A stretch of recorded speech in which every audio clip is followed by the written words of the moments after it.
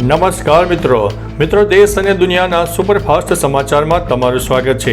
સમાચારો વિસ્તારથી જાણીએ એ પહેલા મહત્વની હેડલાઇન્સ ઉપર એક નજર।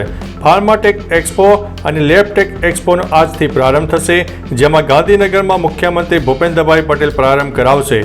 ગુજરાત હાઈકોર્ટમાં ચૈતર વસાવાની જામીન અરજી ઉપર સુનાવણી થશે। લાફાકાંડમાં ચૈતર વસાવા સામે ફરિયાદ નોંધાયેલી છે, તેમજ ઉદ્યોગપતિ અનિલ અંબાણીનું ઈડીને તેડું। ₹17,000 કરોડના લોન કૌભાંડમાં સમન્સ આપવામાં આવ્યું છે। મોરબીમાં આમ આદમી પાર્ટીની સભામાં લાફાવાળી થઈ, જેમાં ઈસુદાન ગઢવીને સવાલ કરનારને લાફો ઝીકી દેવાયો। તેમજ મહેસાણા અર્બન બેંકની ચૂંટણીમાં વિશ્વાસ પેનલની જીત થઈ છે, જેમાં 10,000 કરતાં વધુ લીડથી વિશ્વાસ પેનલનો વિજય થયો છે। રશિયામાં ભયંકર ભૂકંપથી ફાટ્યો છે 600 વર્ષ જૂનો જ્વાળામુખી। મોરબીમાં આમ આદમી પાર્ટીની જાહેર સભામાં લાફાવાળી, ઈસુદાન ગઢવીને સવાલ કરનારને ઝીકી દેવાયો છે લાફો। આપના કાર્યકરે સવાલ પૂછનાર યુવકને મારી દીધો લાફો। રાજનગર સોસાયટીમાં હતી આમ આદમી પાર્ટીની સભા। એમએલએ હાર્દિક પટેલની આંદોલનની ચીમકી, સીએમને લખ્યો પત્ર, તમે ભૂમિપૂજન તો કર્યું, પરંતુ તેનું 1% પણ કામ થયું નથી।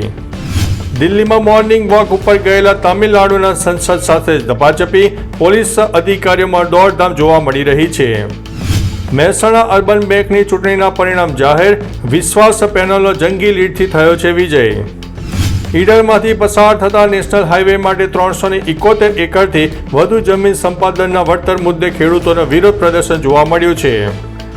દૂધસાગર ડેરીની 65મી વાર્ષિક સાધારણ સભા યોજાઈ, પશુપાલકો માટે 437 કરોડના ભાવ વધારાની જાહેરાત કરવામાં આવી છે। સુરત પોલીસની ત્રીજી આંખ, ગુનાખોરી પર નિયંત્રણ માટે 20 ડ્રોનનો ઉપયોગ કરાશે। 9 ઓગસ્ટના રોજ રક્ષાબંધનનો તહેવાર છે, ત્યારે અમદાવાદના સરસપુર બજારમાં અત્યારથી જ રોનક જોવા મળી રહી છે।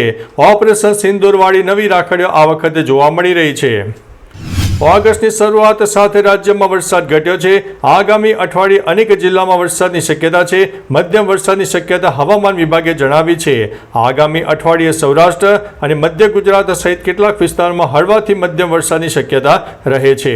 તો ચાલો મિત્રો, ફરીથી દેશ અને દુનિયાના સુપરફાસ્ટ સમાચાર લઈને મળતા રહીશું। ત્યાં સુધી અમને રજા આપશો। નમસ્તે।